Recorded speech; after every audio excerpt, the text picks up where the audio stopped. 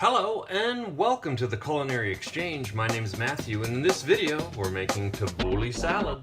I have a cup of tabouleh, and to it I'm going to add 2.5 cups of hot water. I have a half a cucumber, and I'm going to cut it into a small dice. I have a nice stack of fresh mint leaves, and I'm going to just roll them and run my knife through them. I have a nice bunch of fresh parsley, and I'm just going to run my knife through it. My tabouleh is fully soaked, and I drained any excess water. And to it, I'm going to add cucumbers, that fresh mint, fresh parsley, mix that all together. To this, I'm going to add a 1/4 cup of olive oil, the juice of a lemon, salt,